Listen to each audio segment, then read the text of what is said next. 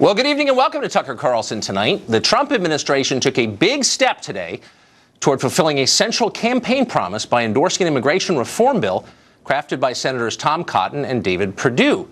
The bill would sharply restrict immigration based simply on family reunification and instead give priority to immigrants who have skills, who speak English, who might help the country. It would also cut future legal immigration by 50%, bringing the number closer to historic levels. It would also abolish something called the diversity lottery. Oh, the White House press corps hated it. Polling shows the public liked it.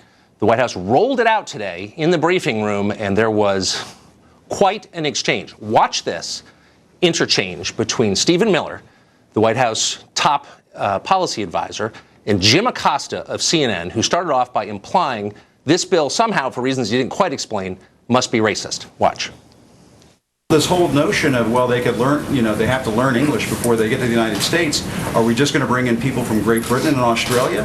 Jim, actually, I have to honestly say, I am shocked at your statement that you think that only people from Great Britain and Australia would know English. It reveals your cosmopolitan bias to a shocking degree that in your mind, no, this is an amazing moment. This is an amazing moment that you think only people from Great Britain or Australia would speak English is so insulting to millions of hardworking immigrants who do speak English from all over the world. Jim, have you honestly never met an immigrant from another country who speaks English outside of Great Britain and Australia? Is that your personal experience? Of course, there are people who come. But that's not what you said, and it shows your cosmopolitan bias. And I just want to say, it sounds like you're trying to engineer the racial and ethnic flow of people into this country. Jim, that is one of the most outrageous, insulting, ignorant, and foolish things you've ever said.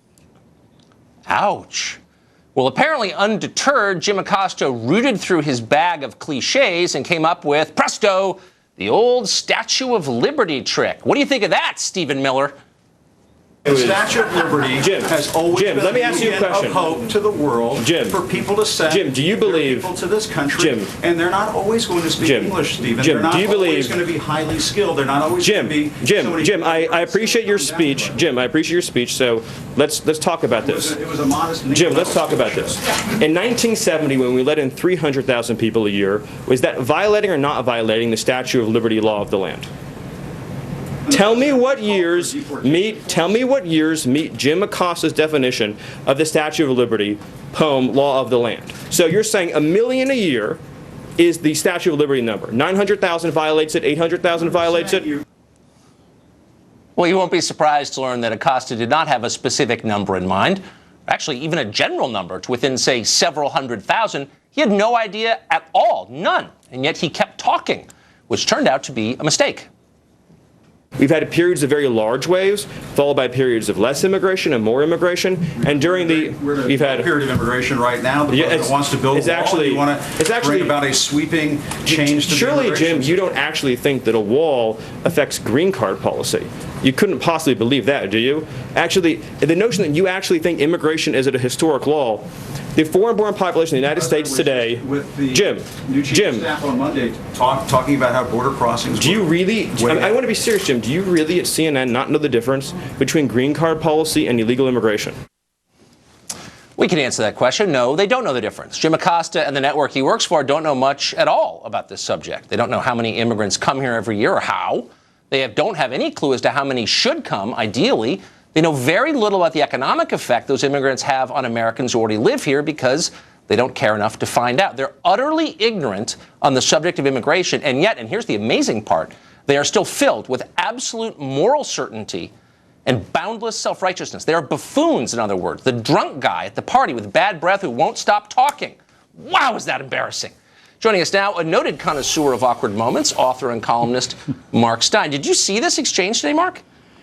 Yes, I did. And first of all, I don't understand why Jim Acosta is allowed to hijack a White House press conference for this kind of showboating. You know, one of the reasons why we need immigrants to come here and do the jobs that Americans won't do is because apparently one of the jobs that Americans won't do is drag Jim Acosta out of there, kick him to the sidewalk and say, if you want to do the Jim Acosta show, there's a rusting boxcar around the back of the freight yards with 3 semi-comatose hobos who are interested in it, but nobody else here is.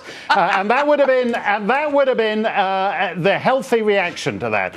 As for the range of cliches he brought up, the French gave the Americans a pretty good Statue of Liberty, and then the Americans hammered a lousy poem by Emma Lazarus onto it and turned a pretty great Statue of Liberty into a statue of immigration.